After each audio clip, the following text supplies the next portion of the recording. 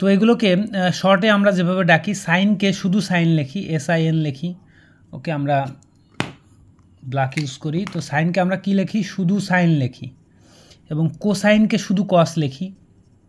তারপর হচ্ছে সেকেন্ডকে শুধু সেক লিখি। তারপর হচ্ছে কোসেকেন্ডকে কসেক লিখি। অর্থাৎ প্রথম তিনটা ওয়ার্ড আমরা নেই, কিন্তু এই যে কোসেকেন্ডের বেলায় যদি আমরা প্রথম তিনটা নিই তাহলে কিন্তু কসের সাথে মিলে যায়।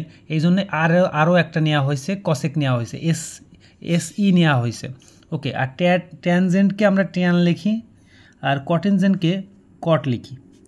ওকে, তো এইগুলোকে মূলত আমরা এই রেড মার্কার দিয়ে যেটা লেখা, এগুলো হচ্ছে ফুল ওয়ার্ড।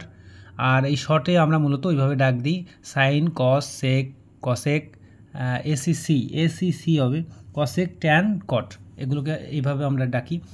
তো এখন আমরা দেখব যে কোনটার সাথে কোনটার সম্পর্ক আছে, অর্থাৎ কোনটার বিপরীত কোনটা। তো আমরা তো প্রথমে আমরা সাইন দিয়েই দেখাই, SIN। সাইনের বিপরীত হচ্ছে কসেক। সাইনের বিপরীত কি? COSEC, cosec. ভালো করে আমরা একটু খেয়াল করব, সাইনের বিপরীত হচ্ছে কসেক। তারপর হচ্ছে ট্যান। ট্যানের বিপরীত হচ্ছে কট। ট্যানের বিপরীত কি? কট।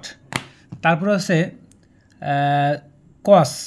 কসের বিপরীত হচ্ছে সেক। ওকে, তাহলে আমরা কি জানলাম? যেখানে সাইনের বিপরীত কসেক, ট্যানের বিপরীত কট, আর কসের বিপরীত সেক। তো আমাদের যদি এই 3-4টা বিষয় যদি মাথায় রাখতে পারো, তাহলে কিন্তু আমরা যদি সাইনের মান কি জানি, তাহলে কসেকের মান সহজে বুঝতে পারবো। কারণ সাইনের মান যা হবে কসেকের মান তার উল্টাটা, ট্যানের মান যা হবে কটের মান তার উল্টাটা, কসের মান যা হবে সেকের মান তার কি? উল্টাটা। যেমন আমরা একটু শুধু সাইন দিয়ে দেখাই।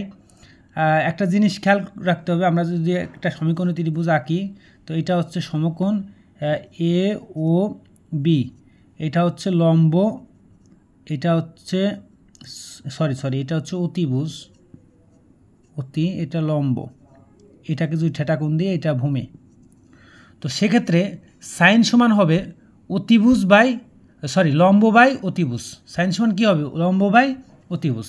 অর্থাৎ সাইনের মানে এটা একটু মনে রাখবা যে সাইন সমান লম্ব বাই অতি। তো যদি সাইন সমান যদি লম্ব বাই অতি হয়, তাহলে আমরা জানি যে সাইনের বিপরীত হলো কসেক। তাহলে কসেক সমান কী হবে?